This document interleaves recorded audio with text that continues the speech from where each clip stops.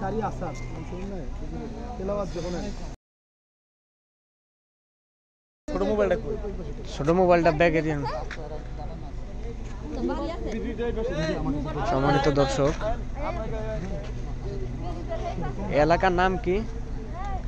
এই ভাই এলাকার নাম কি? এলাকার নাম কি? হ্যাঁ হ্যাঁ, আরে এই চ্যানেলে আছে প্রচার গোলাম উজানচর। উজানচর, এটা কি বাঞ্ছারামপুর থানার মধ্যে?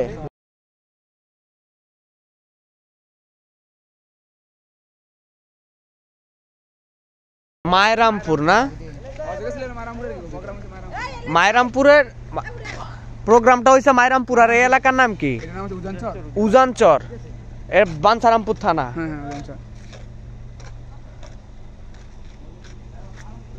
সম্মানিত দর্শক, কারি সাইদুল ইসলাম আসাদ সাহেবের গাড়ি ডাকাতি হয়েছে। আর এই জায়গার নাম হচ্ছে উজানচর, বাঞ্ছারামপুর থানার উজানচর গ্রামের সাইডে এখানে ডাকাতি হয়েছে।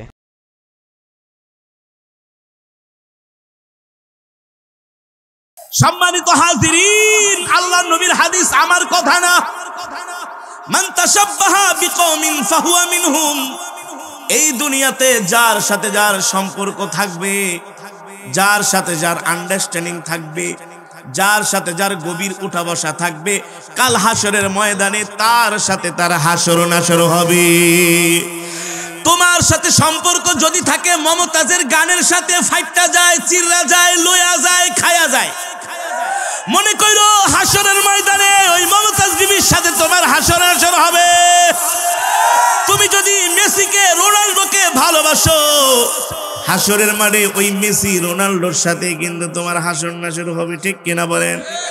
আর যদি তোমার সম্পর্ক হয় কোরআনওয়ালাদের সাথে, আর যদি তোমার সম্পর্ক থাকে এই কোরআনের সাথে, খোদার কসম করে বলি, শুধু তুমি চোখ দুইটা বন্ধ করো, তোমার মৃত্যু হইতে দাঁড়ি আল্লাহর কোরআন তোমাকে সুপারিশ করে করে আল্লাহর জান্নাতে পৌঁছাতে দেরি নাই। আর জোরে বলেন সুবহানাল্লাহ। তার মানে আমরা যতদিন বাঁচবো আল্লাহর কোরআনের পক্ষে বাঁচবো, আমরা যতদিন বাঁচবো আল্লাহর কোরআনকে ভালোবাসবো, ঠিক কিনা বলেন? কোরআন এমন এক কিতাব যে কোরআনে কারীমের তেলাওয়াত করলেই শুধু সওয়াব। কোরআনে কারীমের তেলাওয়াত করলেই সওয়াব। আর সওয়াব কেমন সওয়াব? এক এক হরফে 10 নেকি, কয় নাকি? আরে তুমি যদি কোরআন শরীফ পড়তেও না পারো, তেলাওয়াত করতেও যদি না জানো, আল্লাহর কোরআন এমন এক কিতাব, তুমি একটু আদর করে বুকের সাথে লাগাও, শান্তি লাগে কি লাগে না? আল্লাহর কোরআন বুকে ধরলে শান্তি লাগে কি লাগে না? আল্লাহর কোরআন বুকের মধ্যে ধরলে কলিজাটা ঠান্ডা হয়ে যায়। কোরআনে যদি একটু চুমা দাও, একটু আদর করো। তুমি কোরআন শরীফ পড়তে জানো না, কোরআনটাকে ধরো, একটু আদর করো। আর মাওলাকে বলো, মাওলা ও মালিক, তোমার জবানের কালাম পড়তে জানি না, তুমি আমাকে শিখার তৌফিক দাও। তুমি কোরআনটাকে আদর করার কারণে আল্লাহ তোমার আমলনামায় সওয়াব দান করবে, ঠিক কিনা বলেন? আল্লাহ রাব্বুল আলামিন এই কোরআনের তোমার মর্যাদা, এত ফজিলত আল্লাহ বর্ণনা করেছেন রে যুবক। ওয়া ইযা কুরিআল কুরআনু ফাসতামিউ লাহু ওয়া আনসিতু লাআল্লাকুম তুরহামুন। যখন তোমাদের সামনে কোরআন পড়া হয়, আল্লাহ বলছেন, আমি বলি না, আমি বলি না, আল্লাহ বলছেন কি? আরো জোরে বলেন, কে বলেছেন? ওয়া ইযা কুরিআল কুরআনু ফাসতামিউ লাহু ওয়া আনসিতু লাআল্লাকুম তুরহামুন। যখন তোমাদের সামনে কোরআন পড়া হয় তখন তোমরা চুপ করে কান লাগায়া কোরআন শোনো। আল্লাহু আকবার। আল্লাহ বলে, এ বান্দা, তোমরা যদি চুপ করে কান লাগিয়ে কোরআন শোনো, এতে করে আমি আল্লাহ তোমাদের উপর রহমত নাজিল করব। আরো জোরে বলেন সুবহানাল্লাহ। সম্মানিত হাজিরিন, এই কোরআন আল্লাহর এমন এক কিতাব, নবীজি বলেছেন, ইন্না লিল্লাহি আহলিনা মিনান নাস। কিলা মান হুম ইয়া রাসূলুল্লাহ? আহলুল কুরআন হুম আহলুল্লাহ। নবীজি একদিন মজমার মধ্যে বসে বলতেছেন, ও সাহাবীরা, তোমরা কি জানো এই দুনিয়া দুনিয়ার জমিনে আল্লাহর একদল পরিবারভুক্ত বান্দা আছে। কার পরিবারভুক্ত? আরো জোরে বলেন, কার পরিবারভুক্ত? আল্লাহ বলেন, নবীজি বলেন, এই দুনিয়ার জমিনে আল্লাহর একদল পরিবারভুক্ত বান্দা আছেন। সাহাবায়ে কেরাম শুনে আশ্চর্য হয়ে গেলেন, ওগো আল্লাহর নবী বলেন কি আল্লাহর পরিবারভুক্ত বান্দা মানি? বলে হ্যাঁ হ্যাঁ হ্যাঁ, এই দুনিয়ার জমিনে আল্লাহর পরিবারভুক্ত বান্দা আছে। আপনাদেরকে একটা উদাহরণ দিলে আপনারা ভালো করে বুঝবেন। একজন মন্ত্রীর পরিবারের সদস্যদের একটা ক্ষমতা, একটা প্রভাব আছে কি আছে না? প্রধানমন্ত্রীর পরিবারের সদস্যর ক্ষমতা, প্রভাব আছে কি আছে না? রাষ্ট্রপতির পরিবারের সদস্যদের প্রভাব, ক্ষমতা আছে কি আছে না? তারা যদি এয়ারপোর্টে যায়, ইমিগ্রেশনে যাওয়ার সাথে সাথে বলবে, স্যার আপনি ভিআইপি লাউঞ্জে যান, স্যার পাসপোর্ট আপনাকে ইমিগ্রেশনে দিতে হবে না, আমাদের হাতে এনে দেন, আমরা সিল টিল মেরা দিই, একেবারে বিমানে বিজনেস ক্লাসে উঠায় দিবে। আর তুমি আমি সলিমুদ্দি গেলে একেবারে নিয়ে 14 নম্বর সিরিয়ালে বসা করায় রাখবো। কারণ কারণ কারণ হলো তারা নাম করা পরিবারের সন্তান। কথা বুঝছেন? উল্টা পাল্টা বুঝছেন না, লজিক দিয়া বুঝছেন। আমি কিন্তু এই ওয়াজ গোপালগঞ্জ টঙ্গিপাড়া একেবারে প্রধানমন্ত্রীর বাড়ির সামনে যায় বলছি, এই মিয়া আপনারা প্রধানমন্ত্রীর এলাকার মানুষ, ঢাকা শহরে গেছেন, পুলিশে ধরছে, বাড়ি কই? টঙ্গিপাড়া। পুলিশের পায়জামা গরম, বাবারে যা যা যা, সব ক্ষমতা তো গো পুলিশ, ওসি, ডিসি, এসপি কি? কারণ প্রধানমন্ত্রীর এলাকার মানুষ, প্রভাব আছে কি আছে না? আরো জোরে বলেন, আছে কি আছে না? আপনার ভাই একজন বড় পুলিশ অফিসার, আপন ভাইও না, মনে করেন খালাতো ভাই, মামাতো ভাই, অথবা পাশের বাড়ির গ্রামের বংশের কেউ, তার নাম বেঁচে তো ঢাকা শহরে যায় খাওয়া শুরু করেন। কোন পুলিশে দল লাগে, স্যার আমার ভাই কিন্তু একটা এডিশনাল এসপি, নাম কি? অমুক। ও আচ্ছা আচ্ছা আচ্ছা, ঠিক আছে তুই যা। একবার আমি কাকরাইলে কেবলমাত্র রোডের পাশে গাড়িটা রাইখা নামাজ পড়তে মসজিদে গেছি, আর একদল সার্জেনায় আমার গাড়িতে লাগাইছে রেকার। হুজুর আপনি মসজিদের রাস্তার পাশে গাড়ি রেখা কোথায় গেছিলেন? আমি বললাম ভাই আমি একটু নামাজে গেছি। বলে হুজুর আপনি রাস্তার পাশে গাড়ি কেন রাখলেন? বললাম ভাই মসজিদে তো আর গাড়ি পার্কিং এর জায়গা নাই, এই কারণে 5 মিনিটের জন্য আমি শুধু আসরের নামাজ পড়তে গেছি, সিরাজগঞ্জ ওয়াজে যাব। বলে হুজুর আমাদের আইন হলো এখন আপনাকে মামলা খাইতে হবে, নাহলে রেকার বিল দিতে হবে। আমি চিন্তা করলাম গেছি নামাজে, 10 মিনিট টাইম, এই কারণে আপনি আমার গাড়িতে রেকার লাগাইবেন, মামলা দিবেন। আমিও চুপ করে পিছনে দাঁড়ায় রয়েছি। শুধু আমার গাড়ি না, আরো 3-4টা গাড়ি অবস্থা। একজনে যে বলতেছে, যে সার্জন কয়, স্যার আমার ভাই কিন্তু একজন পুলিশের এসআই। কোন থানায় আছে? কয় মিরপুরে। ঠিক আছে আপনার সাথে পরে কথা কই। পরে আরেকজন এই মিয়া আপনি পুলিশ সদস্যের পরিবার আমাদেরকে আগে বলবেন না? আপনি পুলিশ সদস্যের পরিবার আগে বলবেন না? তার মানে একটু ফ্যাসিলিটি, কথা বলেন কথা বলেন, তার মানে একটু ফ্যাসিলিটি আছে, আছে কি আছে না? মনে করেন এলাকায় কিছু যুবক আছে, দেখবেন এলাকার এমপি সাহেবের সাথে ঘুরে না, এলাকার এমপি সাহেবের সাথে ঘুরে, কিন্তু তার রক্তের কোনো আত্মীয় না, কিন্তু এমপি সাহেবের খুব ঘনিষ্ঠ, সব সময় তার সাথে থাকে। রাস্তা দিয়ে গেলে এই হ্যাঁ চিনুস ব্যাপারটা, খুব এমপি সাহেবের সাথে ভালো সম্পর্ক। বলে কেমন সম্পর্ক? বলে একেবারে পরিবারের সদস্যের মতো। বলে কি বলে না? আবার দেখবেন কিছু যুবক আছে এমপি মন্ত্রীর সাথে সেলফি তুলা, ওই সেলফি দিয়েও ব্যবসা করে। ওই যে একটা শাহেদ ছিল, শাহেদ বাটপার, করোনার সময় ধরলো না, ভুয়া কিছুই নাই, পুরা নাম্বার 1 চিটার। গাড়ির মধ্যে পতাকা লাগায় ঘুরে, ফ্ল্যাগ লাগায় ঘুরে, পিস্তল লয়া ঘুরে, অস্ত্র লয়া ঘুরে, আসলে কিছুই নেই, একেবারে নাম্বার 1 চিটার। নাম বেচা বেচা খায়। আছে কি আছে না? যদি তাকে সাংবাদিকরা প্রশ্ন করতো, বলতো আমি এত বড় নেতা, এই সে আমার সাথে অমকের সাথে তমকের সাথে সম্পর্ক আছে, কিন্তু জায়গা মতো যায় ধরা খেয়ে গেছে, এখন জেলে পচতেছে। ঠিক কিনা বলেন? আপনাদেরকে এতগুলো কথা বলার উদাহরণ দেওয়ার অর্থ হলো, আল্লাহর নবী বলেছেন ইন্না লিল্লাহি আহলিনা মিনান নাস কিলা মান হুম ইয়া রাসূলুল্লাহ আহলুল কুরআন হুম আহলুল্লাহ। নবীজি বলেন, ও সাহাবীরা, এই দুনিয়ার জমিনে আল্লাহর কিছু পরিবারভুক্ত বান্দা আছেন। হযরত সাহাবীরা আশ্চর্য হয়ে গেছে। নবীজি বলেন কি, আল্লাহর পরিবারভুক্ত বান্দা মানে এটা কি সোজা কথা নাকি? আল্লাহর পরিবারভুক্ত বান্দা হওয়া মানে তো হাসরের ময়দানে তাদেরকে আগে জান্নাতে দেওয়া হবে, তারা হবে ভিভিআইপি পারসন, ঠিক কিনা বলেন? যেমন দুনিয়ার জমিনে কোনো এমপি মন্ত্রীর সাথে আত্মীয়তা থাকলে পরিবারের প্রভাবে সে একটা ফ্যাসিলিটি পায়, সুযোগ সুবিধা পায় কি পায় না?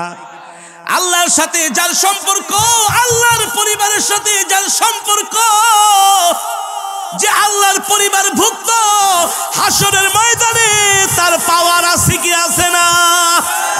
জোরে বলেন। নবীজি বলেন, ও সাহাবীরা, এই দুনিয়ার জমিনে আল্লাহর কিছু পরিবারভুক্ত বান্দা আছে যাদের হাসরের মাঠে কোনো চিন্তা নাই। হাসরের মাঠে উঠানোর সাথে সাথে তাদেরকে জান্নাত দিয়ে দেওয়া হবে। আল্লাহু আকবার। যখন তারা মিজানের পাল্লার কাছে যাবে, সেখানে দায়িত্বরত যে ফেরেশতারা থাকবে তারা দেখে সিরুট বলবে, আপনি যান যান, আল্লাহর পরিবারভুক্ত। আল্লাহু আকবার। জোরে বলেন আল্লাহু আকবার। আবার যখন পুলসিরাতের কাছে যাবে, আল্লাহ তাআলা বিজলির আকারে পুলসিরাত পার করে দিবে, কারণ আল্লাহর পরিবারভুক্ত, ঠিক কিনা বলেন?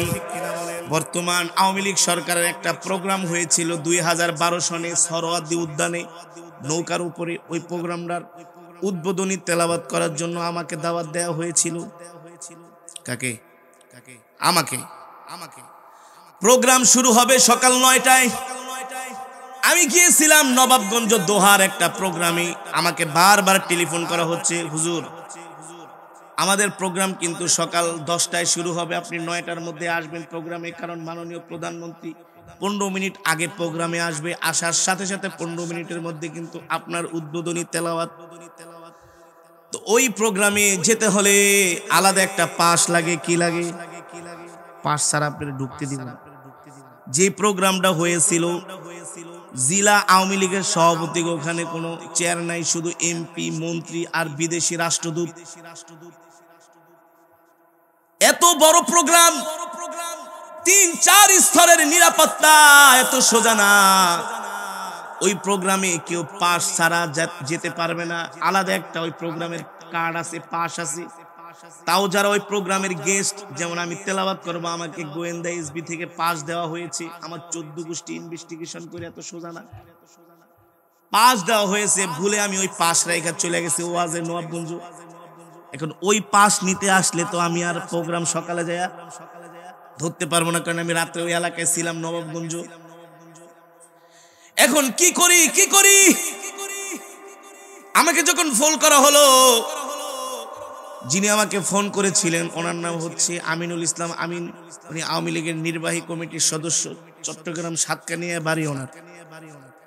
আমি বললাম, আমিন ভাই, আপনি আমাকে যে এসবির পাস দিয়েছেন, এই পাস তো আমি বাসায় রেখে ওয়াজায় পড়ছি। হুজুর এটা একটা কাজ করছেন, আমি কি বলে রেখেছি? হাইসা দিয়ে আরে অসুবিধা নেই, আপনি আহেন। আমি বলি, পাস ছাড়া কিভাবে আপনি আসেন, দেখা যাক। এখন আমি সকাল 9টা বাজে এসে গেটের মধ্যে দাঁড়ায় রয়েছি, আমার কাছে তো পাস নাই, কি নাই। পুলিশে কয়, হুজুর কই যাবেন? আমি কই, কেরাত্তর থেকে আপনার পাস দেখান। আপনি যদি এই প্রোগ্রামের নিশ্চয়ই কোনো গেস্ট হন, আপনাকে যদি দাওয়াত করা হয়, অবশ্যই আপনার নামে একটা পাস ইস্যু করা আছে, এত সোজা না। আপনার নারী নক্ষত্র 14 গোষ্ঠীর সব খবর এখানে আছে, আপনি পাস দেন, ঢুকে যান। আমি বলি, আমার তো পাসটা, এই কথা বলে তো কাজ হবে না। পাস ছাড়া নট এলাও, আপনাকে ঢুকানো যাবে না। এখন যখন এই কথা বলছে, আমিও তো জানি আমার তেলাওয়াত ছাড়া প্রোগ্রামও উদ্বোধন হওয়া সম্ভব। কোরআন তেলাওয়াত ছাড়া যদি প্রোগ্রাম উদ্বোধন হয়, তাহলে তো হইছে কাম। দেখছো, আওয়ামী লীগে কোরআন তেলাওয়াত তো করায় না। আমি তো কই, ঠিক আছে, আমার সমস্যা নেই, আমি খিস খেয়ে বয়া থাকি। তোমাকে প্রয়োজন হলে তোমরা আমাকে ঠিকই ডাইকা নিবা, বুঝলেন নাই? কি করবা? ডাইকা নিবা, আমার দরকার নেই, আমি সাইডে যে চেয়ার নিয়ে বসে আছি। একটু পরপর আমাকে স্টেজ থেকে ফোন দেয়, হুজুর কই? আমি কই, ঘেড়ে ঢুকতে দেন, আসেন। আমাকে তো ঢুকতে দেয় না। আমি কি করবো? আমি তো আসছে, আমাকে তো ঢুকতে দেয় না। আমিও চুপ করে বসে, ঠিক আছে। মন চাইলে আসো ডাক দিতে, না মন চাইলে সমস্যা নেই। কিন্তু আমি জানি এই রাষ্ট্রীয় প্রোগ্রাম কোরআন তেলাওয়াত ছাড়া উদ্বোধন হওয়া এটা একটা রুলস। ধর্মীয় গ্রন্থ পাঠ করতেই হবে, এনি হাউ। তা আমার বাবা আছে কি আছে না? কথা বলে আছে না? আমি বলি আমাকে ডাকতেই হবে। আমি চুপ করে একটা চেয়ারের মধ্যে বসে আছি, একটু পর আমাকে ফোন দেয়, বলবে আমাকে ঢুকতে দেয় না। কিছুক্ষণ পরে বলে হুজুর প্রোগ্রামের আর আধা ঘন্টা বাকি আছে। আমি বলি আমি গেটে, আমাকে নেওয়ার ব্যবস্থা করেন, সমস্যা নেই। পুলিশের কাছে যাই, সেনাবাহিনীকে হুজুর কার্ড দেন, কার্ড নেই। হুজুর কার্ড ছাড়া ঢুকানো যাবে? হঠাৎ করে আমাকে টেলিফোন করে বলে হুজুর আপনি খালি 2 মিনিট ওয়েট করেন, আমি আপনাকে আনার জন্য একটা লোক পাঠাইতেছি। দেখি মঞ্চ থেকে 2 জন পুলিশ দৌড়ায় দৌড়ায় এসে এই হুজুরকে হুজুরকে হুজুরকে এ কোরআন তেলাওয়াতকারী কে? বলতে তো পারে না কারি সাহেবকে, বুঝেন না? কোরআন তেলাওয়াতকারী কে? এ ধর্মগ্রন্থ পড়ব কে? আমি দেখি 2 জন পুরো পাগল হয়ে গেছে, ডাকতেছে। আমি পেছনের থেকে দাঁড়ায়, আমি কে? বলে হুজুর আসেন। আমি আমার তো কার্ড নেই। ধর হুজুর কার্ড কোড কিছু লাগবে না, আপনি আহেন। এতক্ষণ যেই পুলিশ আমার আটকায় রাখছে, এগুলা তো এখন কি বোধহয় তাকায় রয়েছে। সেনাবাহিনী 4টা গেটে দাঁড়াইছে, এই যে এমনি চেক করে না কিছু আসেনি। এখন আমি যখন প্রথম ঢুকতেছি, আমার পকেটে হাত দেয়, হুজুর কিচ্ছু কিন্তু ভিতরে নিতে পারবেন না, কিচ্ছু নেওয়া যাবে না। এমনকি আমার পকেটে একটা মেরিলের ডিব্বা ছিল, শীতের দিন আমার মনে আছে, এটাও নিতে দিব না। আমি এটা কি মিয়া, এটা কি? এটা মেসোয়াক, এটাও নিতে দিবে না। হুজুর কিচ্ছু নেওয়া যাবে না, সব রাখেন।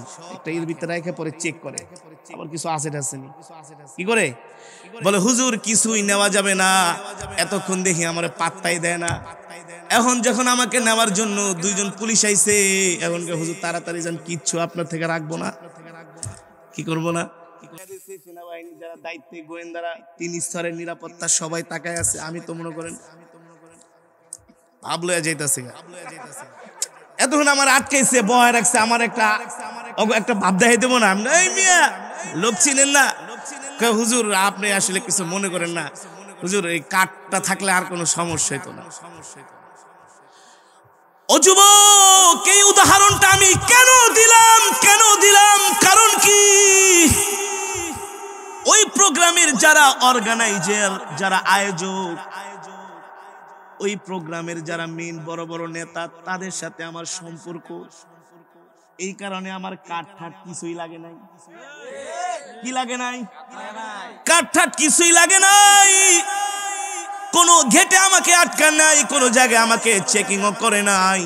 এর কারণ হলো তারা বুঝতে পারছে আমার সাথে বড় বড়দের সাথে সম্পর্ক আছে। যারা ঘেটে আছে তাদের চাইতে তাদের ক্ষমতা বেশি, পাওয়ার বেশি।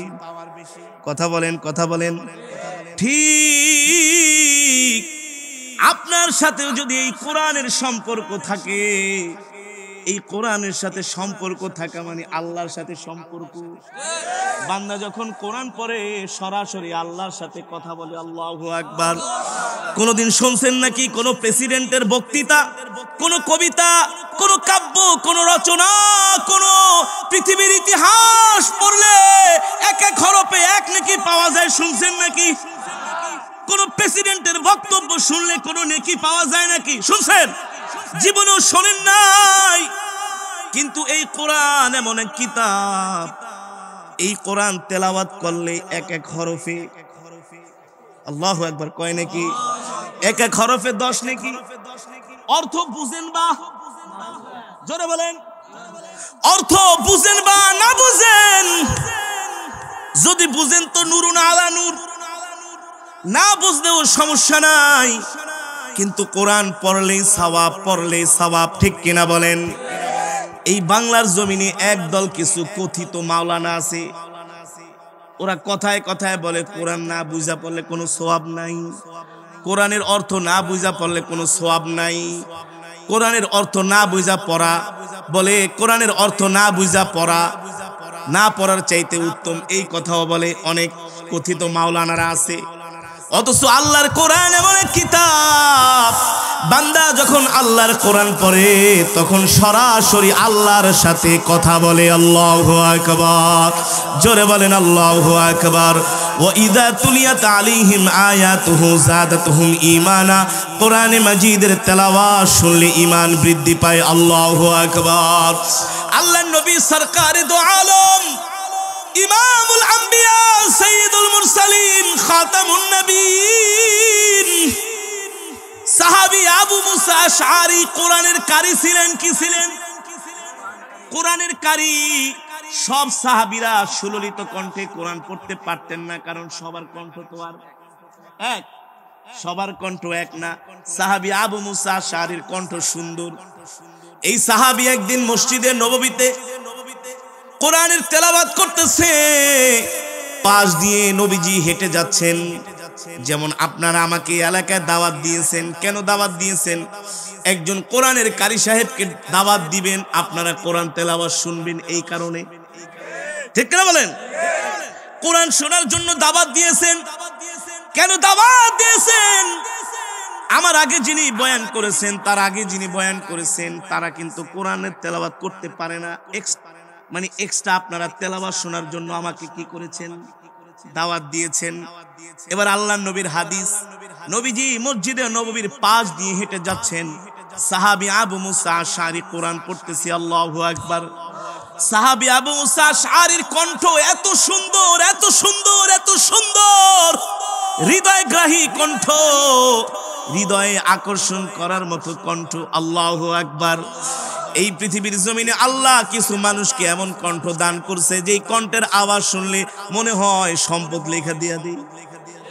ঠিক কিনা বলেন? এই নিয়ামত কার? আরো জোরে বলেন কার? এই নিয়ামত আল্লাহর। সাহাবী কোরআন তেলাওয়াত করতেছে, আল্লাহর নবী কোরআন তেলাওয়াতের আওয়াজ শোনার সাথে সাথে জায়গার মধ্যে ব্রেক, দাঁড়ায় গেছে নবীজি। আল্লাহু আকবার। সাহাবী, এই ভালো করে শুনো, ও যুবক, ও মুসলমান, ও মা বোন, ভালো করে শুনেন। ওই সাহাবী যতক্ষণ পর্যন্ত কোরআন তেলাওয়াত করেছে, হাদিস শরীফের ভিতরে এসেছে, ততক্ষণ পর্যন্ত আমার কলিজার টুকরা নবী দাঁড়ায়া দাঁড়ায়া সাহাবীর তেলাওয়াত শুনেছে।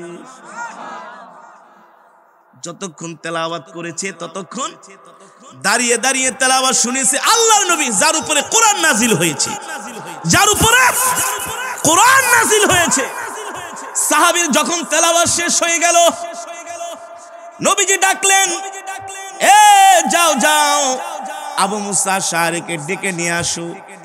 আবু মুসা আশআরীর কাছে যেয়ে বলল, আবু মুসা আশআরী, তোমাকে আল্লাহর নবী ডাকতেছেন। এই কথা শুনে সাহাবী দূর।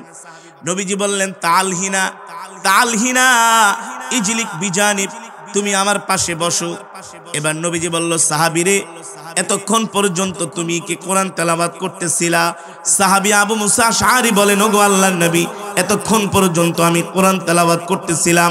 নবীজি বলে, সাহাবীরে, তুমি কি জানো যতক্ষণ পর্যন্ত তুমি কোরআন তেলাওয়াত করেছো ততক্ষণ পর্যন্ত আমি দাঁড়িয়ে দাঁড়িয়ে তোমার তেলাওয়াত শ্রবণ করেছি। এই কথা শুনে সাহাবীর চোখ দিয়ে ঝরঝর করে পানি পড়তেছে। নবীজি বলে, কাঁদো কেন? বলে, কাঁদবো না তো কি করব, আমি একটা ছোট মানুষ, আর আপনি হলেন কোরআনের মালিক, আপনার উপরে আল্লাহ কোরআন নাজিল করছে, আপনি আমার জবানে কোরআন শুনছেন, এর চাইতে পৃথিবীর জমিনে আমার কাছে আর খুশির খবর হতে পারে না।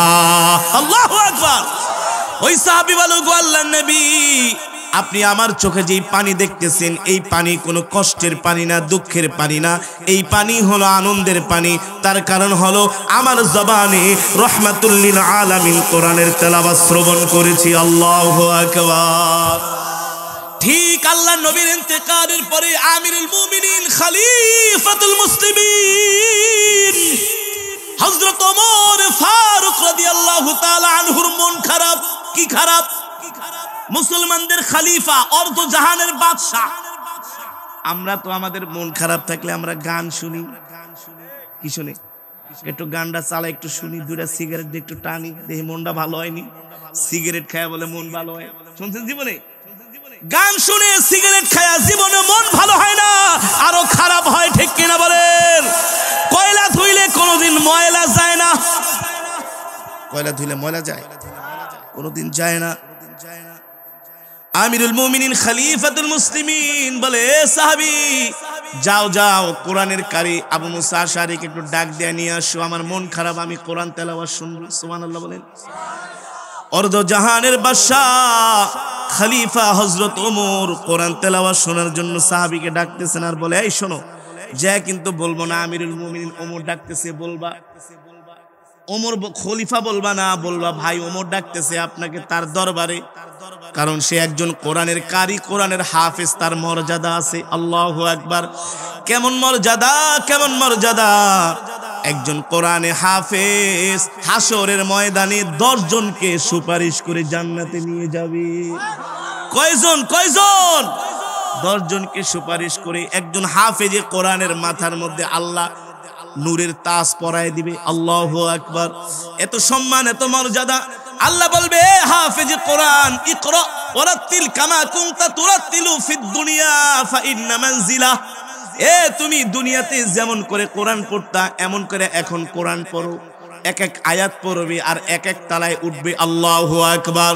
হাফেজে কোরআনের সর্বোচ্চ তার তালা হবে 6666 তালা। আল্লাহু আকবার।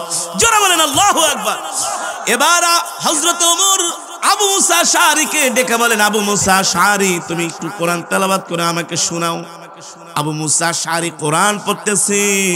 কোরআনের তেলাওয়াত শুনে হযরত ওমরের চোখ দিয়া ঝরঝর করে পানি পড়তেছে। কেমন পানি, কেমন পানি! চোখের পানিতে হযরত ওমরের একেবারে দাড়ি পর্যন্ত ভিজে টপ টপ করে পানি পড়তেছে। আল্লাহু আকবার। এইদিকে মসজিদের মিনার থেকে আজান দিয়েছে। একজন সাহাবী এসে বলেন, আমিরুল মুমিনিন মসজিদের মিনার থেকে আজান দিয়েছে, চলেন চলেন আমরা নামাজের জন্য যাই। হযরত ওমর বলে, ভাই কোরআনের তেলাওয়াত শোনা এটাও তো নামাজের অংশ, ঠিক কিনা বলেন? তার মানে হলো আল্লাহর কোরআনের তেলাওয়াত ছাড়া নামাজ পড়া যাবে না। কোরআনের মর্যাদা আছে কি আছে না? জোরে বলেন, আছে কি আছে না? দেখবেন এই বাংলার জমিনে মাঝে মাঝে কিছু ফেসবুকে আলোচক বের হয়, কথায় কথায় ইংলিশ বলে, বলে কি বলে না? আমরা ইংলিশ বলতে নিষেধ করি না, ইংরেজিরও দরকার আছে, আছে কি আছে না? আছে কি আছে না? কিন্তু দেখবেন তারা লেকচার মারতে যায়, মাঝে মাঝে এমন কিছু কথা বলে, বলে আল্লাহর কোরআন নাকি না বুঝা পড়লে এটার কোনো ফায়দা নাই, বলে কি বলে না? আরে আল্লাহর কোরআন এমন এক কিতাব, অর্থ বোঝার দরকার নাই, কোরআন তেলাওয়াত করলে সওয়াব, আর যদি অর্থ বুঝে পড়ে তাহলে তো আরো বেশি সওয়াব। নূরুন আলা নূর। আর একটা কথা মনে রাখবেন, কোরআনের অর্থ জানা প্রত্যেকটা মুসলমানের জন্য কিন্তু ফরজ না। প্রত্যেকটা মুসলমানের জন্য কি না? ফরজ না। কিন্তু কোরআন তেলাওয়াত শিক্ষা করা ফরজ। অর্থ জানা ফরজ না। অর্থ জানবে কিছু কিছু মানুষ, আলেমরা। আবার যদি আপনারাও পারেন আপনারাও জানবেন। এই কারণে যে যদি বলা হয় অর্থ না যাই না কোরআন পড়লে কোনো সওয়াব নাই, অর্থ না যাই না কোরআন পড়লে কোনো ফায়দা নাই, এই কথা হচ্ছে একেবারে ডাহা মিথ্যা কথা। মানুষকে কোরআন থেকে সরানোর জন্য একটা গভীর ষড়যন্ত্র, ঠিক কিনা বলেন? গভীর ষড়যন্ত্র, গভীর চক্রান্ত। কেমন ষড়যন্ত্র দেখেন না? সৌদি আরবে গান চলে, নাচ চলে, ড্যান্স চলে, মদের বার চলে, পতিতালয় চলে। যারা এখন সৌদি আরবে থাকে তারাই বলে, হুজুর সৌদিতে সব চলে কিন্তু তাবলিগ জামাত নিষিদ্ধ করে দিচ্ছে। এগুলা ষড়যন্ত্র ইসলামের বিরুদ্ধে। ইসলামের বিরুদ্ধে কি ষড়যন্ত্র? শুধু তাবলিগ না, কিছুদিন পর আস্তে আস্তে বলবে কি, মসজিদের মিনার থেকে মাইকে আজান দিলে সমস্যা হয়, সুতরাং মাইকে আওয়াজটাও বন্ধ করে দেয়। এক এক করে তারা আগাচ্ছে, ঠিক কিনা বলেন? এই কারণে তাদের সকল ষড়যন্ত্রের জবাব দিতে হবে। তারা যেটা করতে নিষেধ করবে আমরা সেটা আরো বেশি করে করব। তার মানে তাদের নিষেধগুলো হচ্ছে ইসলামের বিরুদ্ধে, ঠিক কিনা বলেন? কোরআন এমন এক কিতাব, আমি অনেক শুনেছি। আমি তো অনেক টেলিভিশনে মাঝে মাঝে যে আলোচনা করি, রমজান নয় অনেক টেলিভিশনে প্রোগ্রাম করি, কিছু আছে আহলে হাদিস মার্কা। আহলে হাদিস কি আবার? আহলে কোরআন, আহলে হাদিস, আহলুস সুন্নাত ওয়াল জামাত। একজন মুসলমান যদি বলে আমি কোরআন মানি হাদিস মানি না, হাদিস মানি কোরআন মানি না, তাহলে বুঝতে হবে ওর ঈমানের সমস্যা আছে। আমরা কোরআনও মানি, আমরা কোরআনও মানি, হাদিসও মানি। আহলে হাদিস কি আবার? আমরা আহলে কোরআন, আহলে হাদিস, ঠিক না বলেন? একদল মানুষ আছে গর্ব করে বলে আমরা আহলে হাদিস। আমরা বলি না, তাহলে তুমি ভুল পথে আছো। আমরা কোরআনকেও ভালোবাসি, হাদিসকেও ভালোবাসি, আমরা আহলে কোরআন আহলে হাদিস, এটাই হলো আমাদের পরিচয়। তারাই দেখবেন আপনাদেরকে মাঝে মাঝে একেবারে ইংরেজিতে টাস টাস করে টপিকস আলোচনা করতেছে, ইংরেজিতে এক একটা বিষয় নিয়ে এক একটা টপিকস নিয়ে। তার মধ্যে ওই যে আবু তোহা আদনান ওই দিনকার দেখলাম বাম হাত দিয়ে কোরআন ধরতেছে। সাহস কত বড়! অথচ আমি আইসে কিন্তু কোরআনটাকে বুকে লাগিয়েছি, ধরছি না, চুমা খেয়েছি। এটা আল্লাহর কোরআন, এটা আমার মাওলার জবানের কালাম। এই কোরআন পড়া মানে আল্লাহর সাথে কথা বলা। নবীজি বলেছেন মাল্লাম ইয়াতাগান্না বিল কোরআন ফালাইসা মিন্না। নবীজি বলেছেন যে সুন্দর করে কোরআন পড়তে পারে না সে আমাদের দলভুক্ত নয়। আল্লাহু আকবার। কোরআন এমন এক কিতাব যার এই সিনার মধ্যে 30 পারা কোরআন আছে। শুধু এই কোরআন থাকার কারণে শুধু সে একজন হাফেজে কোরআন না, একজন কারি না, সে যখন বেশি বেশি কোরআন পড়ে সে নিজে একটা জীবন্ত কোরআন হয়ে। আর জোরে বলেন সুবহানাল্লাহ। ওই দিন দেখলাম উনি বাম হাত দিয়ে কোরআন ধরতেছে আর শেক্সপিয়ারের একটা বইয়ের সাথে সে তুলনা দিচ্ছেন। আস্তাগফিরুল্লাহ বলেন। কোরআন এমন এক কিতাব, সব কিছুর উপরে আল্লাহর কোরআন, সব কিছুর উপরে রাসূলের হাদিস, ঠিক কিনা বলেন? এই কারণে শুধু বক্তৃতা দিলেই হয় না, কথা বলার সময় খুব হিসাব নিকাশ করে কথা বলতে হয়। বক্তৃতার মঞ্চে যা ইচ্ছা তাই বলা যায় না, কারণ একজন আলোচককে লাখ লাখ মানুষ তাকে খেয়াল করে, তাকে ফলো করে, করে কি করে না? একজন আলোচকের পা থেকে মাথা পর্যন্ত জাস্টিফাই করে। আমরা এই যে ওয়াজে আসি, আপনাদের তো এই ওয়াজ দিনের বেলা সিরাজগঞ্জে ওয়াজ করি, উত্তরাঞ্চলে কম হইল 20,000 মানুষে, কম হইল। আমরা রাস্তা দিয়ে হাঁটলেও যুবকরা আমাদের দিকে তাকায়, দেখে শিক্ষণীয় কিছু আছে কিনা। আমাদের খাওয়াটা পর্যন্ত তারা ফলো করে, আমাদের হাঁটা পর্যন্ত তারা ফলো করে, করে কি করে না? এত সোজা না। এই যে আপনি বাম হাত দিয়ে দেখলাম আলোচক কোরআনটাকে ধরলেন, আপনি ডান হাত দিয়েও তো ধরতে পারতেন, আপনি বাম হাত দিয়ে কেন ধরলেন? আপনার এই যে আপনি একজন আলোচক হয়ে যদি বাম হাত দিয়ে কোরআন শরীফ ধরেন, সাধারণ মানুষও তো বাম হাত দিয়ে ধরে, কারণ সাধারণ মানুষ শিখে কাদের থেকে? আলেমদের থেকে, আমাদের থেকে শিখে। কি বলেন? আমাদের থেকে শিখে। এই কারণে আমরা আল্লাহর কোরআনকে সর্বোচ্চ সম্মান করব, সর্বোচ্চ মহব্বত করব, ঠিক কিনা বলেন? আমার মাওলার জবানের কালাম এর চাইতে আর বড় কোন কিতাব হতে পারে? এই কারণেই তো নবীজি বলেছেন তারাকতু ফীকুম আমরাইন লান তাদিল্লু মা তামাসসাকতুম বিহিমা কিতাবাল্লাহি ওয়া সুন্নাত রাসূলি। পয়গম্বর বলে, ও সাহাবীরা, আমার উম্মতকে বলে দিও তারা যতদিন পর্যন্ত আল্লাহর কোরআন আর আমার সুন্নাহকে আঁকড়ে ধরবে ততদিন পর্যন্ত পৃথিবীর কোন শক্তি তাদেরকে পরাজিত করতে পারবে না, ঠিক কিনা বলেন? সম্মানিত হাজিরিন, আমরা আল্লাহর কোরআনকে এমন ভাবে ছেড়ে দিয়েছি, সকাল শুরু হবার কথা ছিল কোরআনে কারিমের তেলাওয়াত দিয়া, ঠিক কিনা বলেন? আপনারাই বলেন আপনাদের গ্রামের মধ্যে কয়টা ঘরে সকালবেলা কোরআনের তেলাওয়াত হয়? কয়টা ঘরে? সন্ধ্যার সময় কয়টা ঘরে কোরআনের তেলাওয়াত হয়?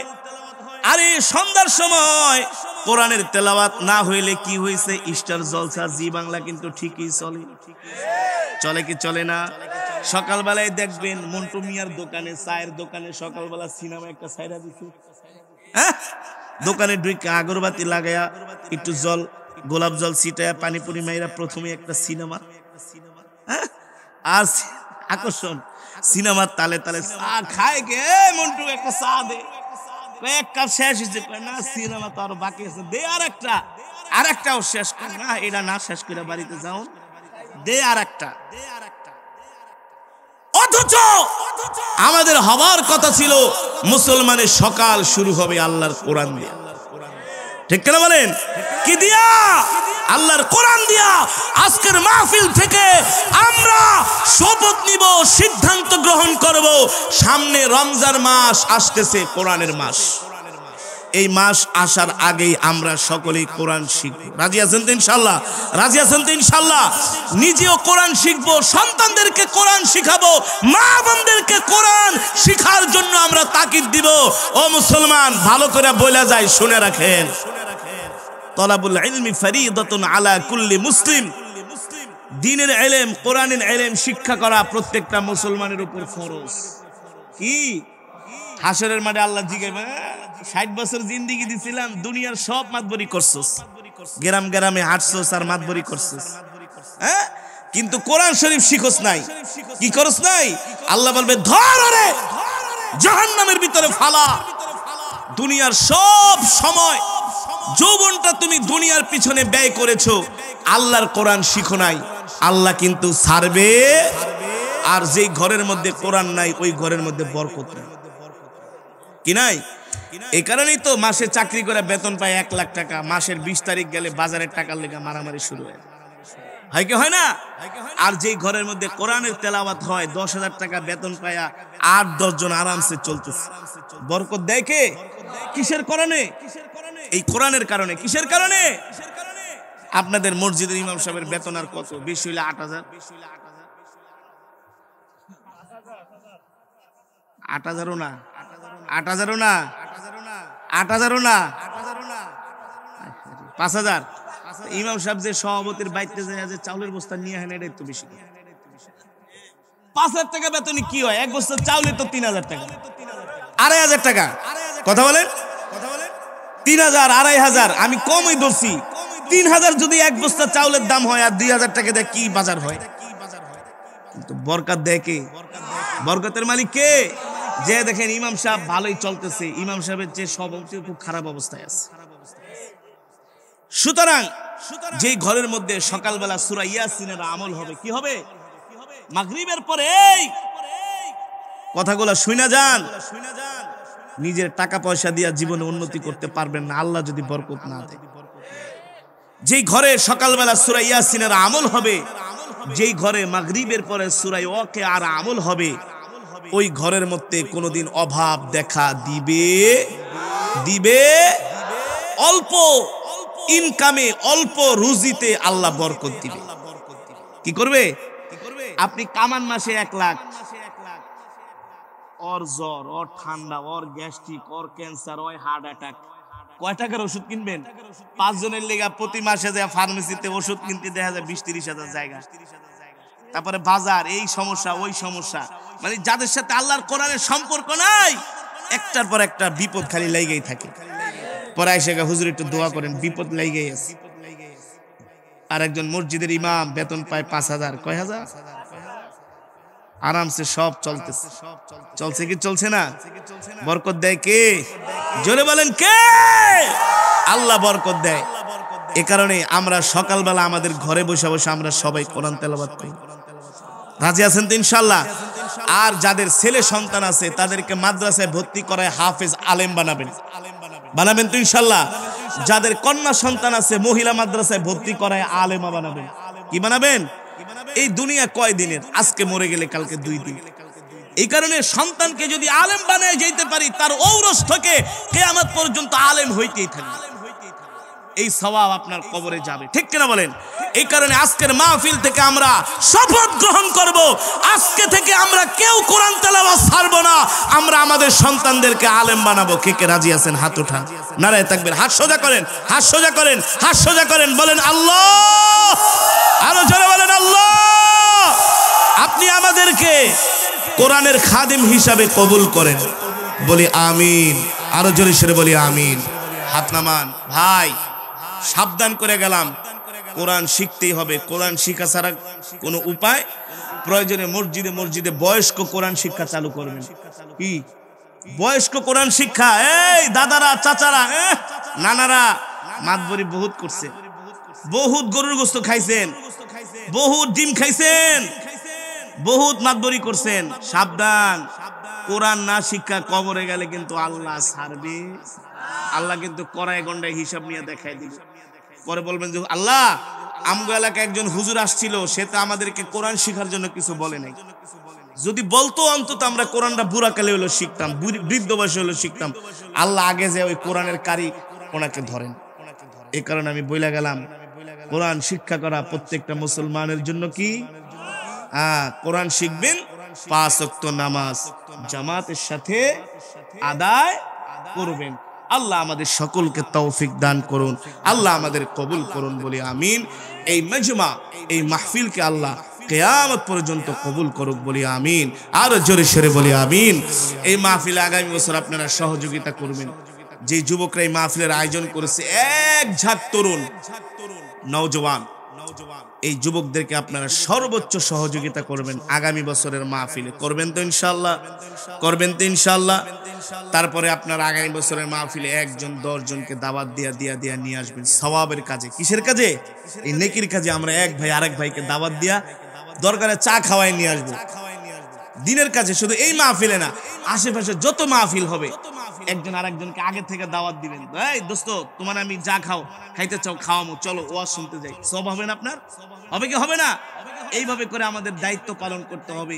দিনীওয়ালা কাজ, নবীওয়ালা কাজগুলো আমাদেরকে এগিয়ে নিয়ে যেতে হবে, ঠিক কিনা বলেন? আল্লাহ আমাদের সকলকে কবুল করুন বলে আমিন। মা বোনেরা, আপনাদের উদ্দেশ্যে বলছি, আপনারাও কিন্তু কোরআন শিখতে হবে। সাবধান, স্টার জলসা, জি বাংলা এগুলো দেখলে কিন্তু গুনাহগার হবেন। আপনারা বাড়িতে যায় সকাল থেকে কোরআন শিখবেন। কোরআন শিখতে না পারলে যেভাবে কোরআন শেখা যায় মহিলাদের মাধ্যমে অথবা ছোট ছোট হাফেজে কোরআনদের থেকে আপনারা কোরআন শিখবেন। আল্লাহ আমাদের সকলকে তৌফিক দান করুন বলি আমিন।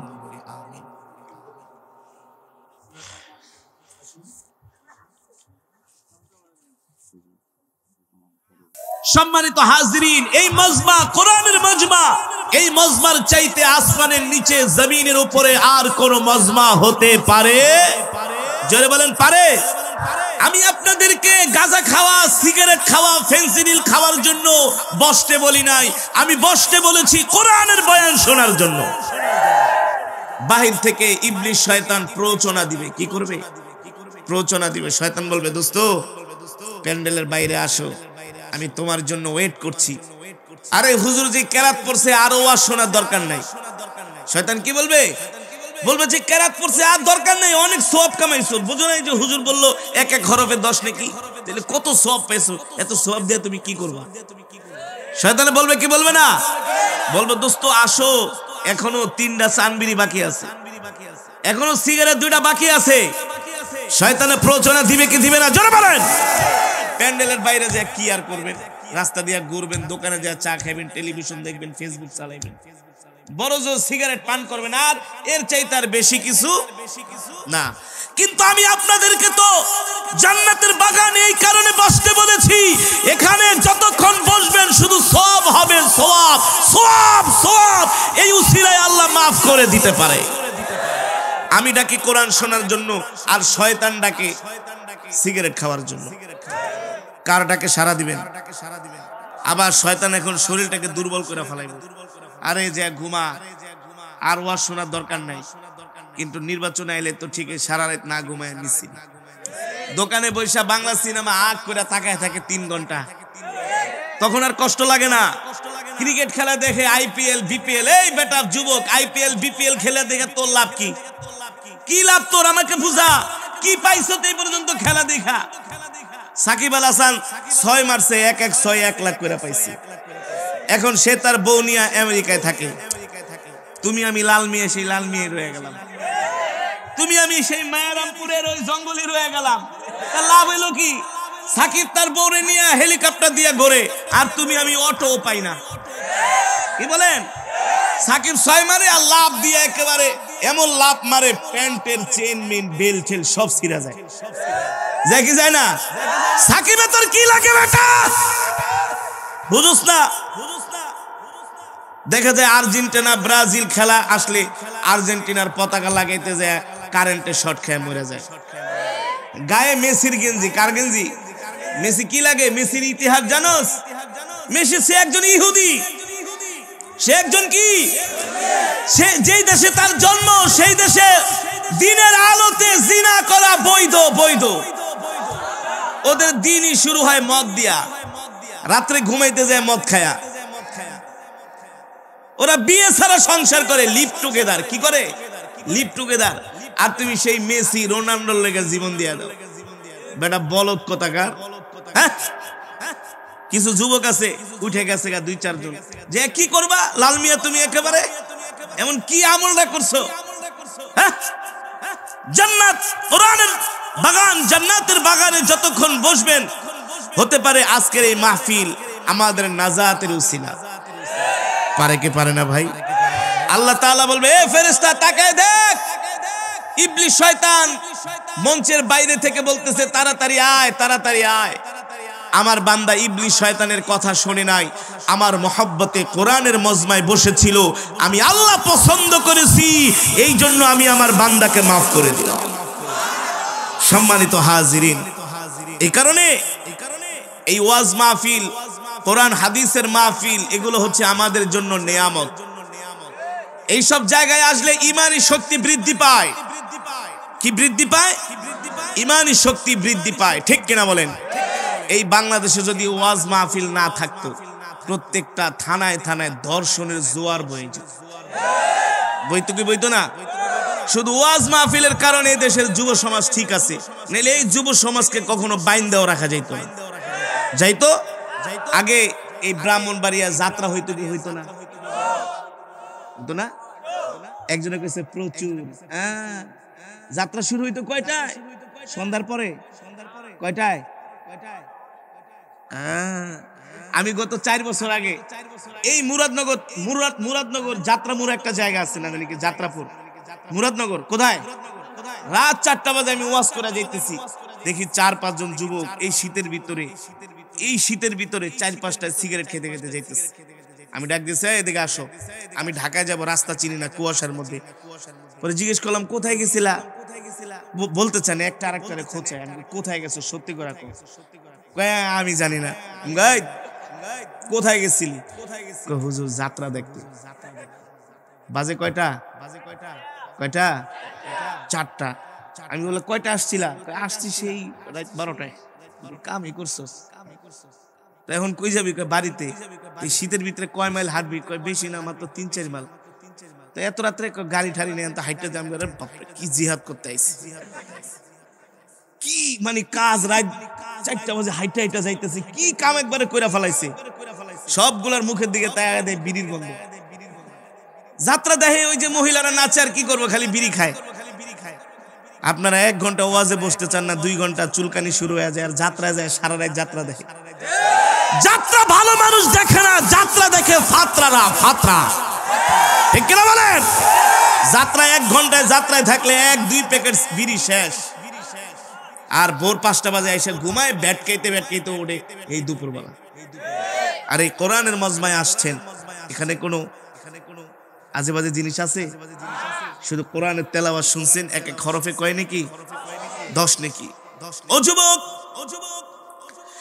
এই কারণেই তো আল্লাহ কোরআনের মধ্যে বলেছেন, ওয়া ইযা তুলিয়াত আলাইহিম আয়াতুহু যাদাতুহুম ঈমানা। কোরআনে মাজিদের তেলাওয়াত শুনলে ঈমান বৃদ্ধি পায়। ঠিক কিনা বলেন? কি বৃদ্ধি পায়? ঈমান বৃদ্ধি পায়। আজকে বাংলার জমিনে আগে যাত্রা ছিল, সার্কাস ছিল, মঞ্চ নাটক ছিল, পালা গান ছিল, এখন সব হারায় গেছে। ঠিক কিনা বলেন? এই সব হারানোর কারণে কিছু কিছু মানুষ আবার নাখোশ, বেজার। ওই জন্য একদিন ওই দিন বলতেছিল টকশোর মধ্যে, বলে আহারে, আগে গ্রামগঞ্জে কত সুন্দর যাত্রা হইতো, পালা গান হইতো, পল্লী গান হইতো, মঞ্চ নাটক হইতো, সার্কাস হইতো। আমি বলি প্রত্যেকটা যাত্রা সার্কাসে জুয়ার কোড বস্তু আলাদা। ওই জুয়ার কোডে বৈশা 1 বছর যা কামাইছে সব জুয়ার কোডে এসে হাইরা যাইতো। ঠিক কিনা বলেন? পরে রাত্রবেলা বাড়িতে না যায়, খেতে যায়, গাছের নিচে শুয়ে থাকতো গামছা বিছাইয়া। বউ আইসা পিছের থেকে, কি ও বাড়িতে আহেন? কয় না। কি হয়েছে? কয় সব শেষ। খুব ভালো হয়েছে না? খুব ভালো হয়েছে না? যাত্রা দেখতে যায় জুয়া খেলা লাখ লাখ টাকা এক রাত্রে হারায় যেত। খুব ভালো হইতো। হ্যাঁ, এই যাত্রা খেলা, যাত্রা দেখতে যায় জুয়া খেলা কত মানুষ যে ফকির হইছে, তার কোনো হিসাব নাই। ঠিক কিনা বলেন? এই কারণে সম্মানিত হাজিরিন, ওই লোকটা বলে আগে বাংলাদেশে কত যাত্রা ছিল, মঞ্চ নাটক ছিল, পালা গান ছিল, সার্কাস ছিল, সব বন্ধ হয়ে গেছে। বলে কেরা বন্ধ করলো? পিছনের থেকে একজন বলে, স্যার সব মোল্লারা খাইছে। কারা খাইছে? কিভাবে? বলে গ্রামগঞ্জে এত ওয়াজ মাহফিল হইতেছে, ওয়াজ মাহফিলের কারণে যাত্রা ফাত্রা সব বন্ধ হয়ে গেছে, মানে আল্লাহর গজব দূর হয়ে গেছে। ঠিক কিনা বলেন?